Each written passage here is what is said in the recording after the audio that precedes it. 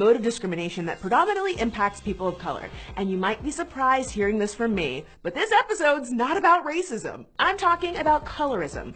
First, let's be clear about what the word colorism actually means. Colorism is not synonymous with racism. It's a form of discrimination based on skin color. And before you're like, wait, isn't that like the literal definition of racism? Hold on to your social constructs because we're gonna knock a few down. And today, we've got a special guest to help us with this demolition project. Hey Lee, let's break this one down. Claro que sí. As a Latino of color, colorism is something I'm all too familiar with. Racism involves discrimination based on things such as skin color, but it's also dependent on power dynamics that become perpetuated by years of structural oppression. Black and Latino men getting longer sentences for the same crime as white men, racism.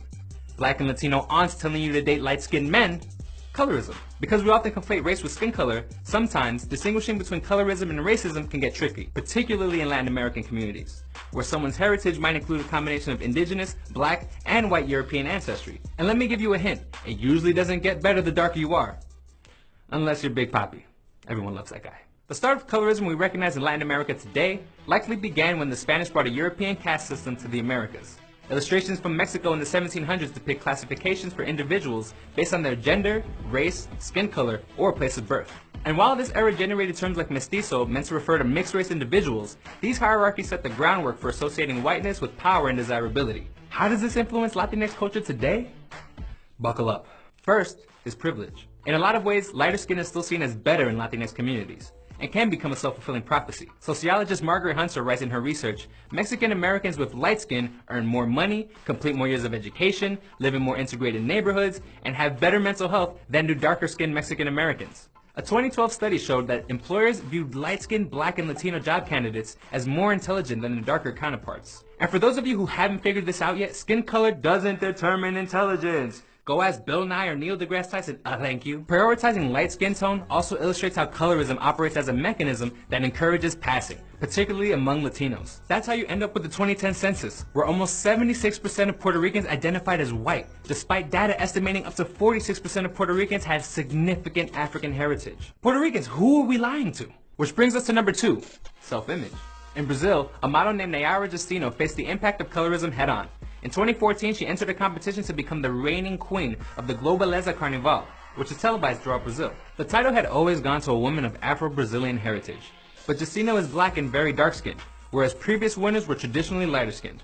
Despite that, she ended up winning the competition, only to have her title stripped away after the Brazilian public was up in arms because she was too black to be the Carnival's queen. In this instance, the outrage over Justino's skin color came from both white and black Brazilians. She was eventually replaced by Erica Moura, a lighter-skinned woman more in line with the color of previous winners. Colorism.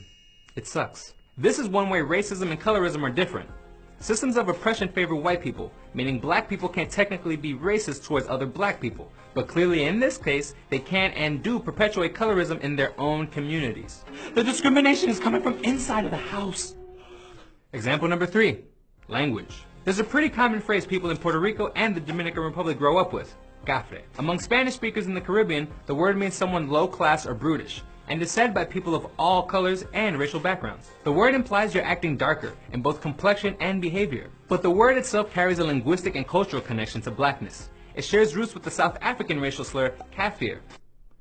Should we have bleeped that? A colonial phrase that rose to prominence during apartheid and that's often compared to the N-word in the United States. While cafre might not carry the weight of an ethnic slur in Spanish, it's indicative of how colorism can quietly become a part of everyday life. So how do we begin to eradicate colorism from our communities? Let's get to work. It starts with some self-reflection. Sometimes our learned prejudices can take over like muscle memory.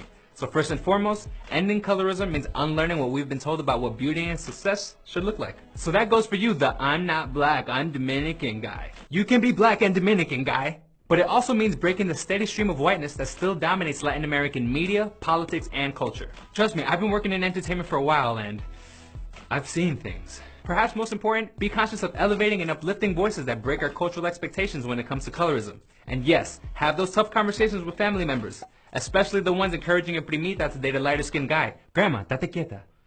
Back to you, Francesca.